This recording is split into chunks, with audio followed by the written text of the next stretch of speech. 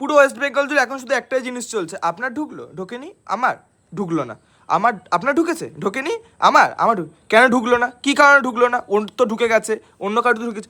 পুরো ওয়েস্ট বেঙ্গল জুড়ে এখন শুধু একটাই জিনিস চলছে, ঢোকাঢুকি। যাদের ঢুকেছে তাদের শান্তি, আর যাদের ঢোকেনি তাদের পরিবারে ক্যাচালস। যাদের ঢোকেনি তারা মনে মনে গাল দিচ্ছে।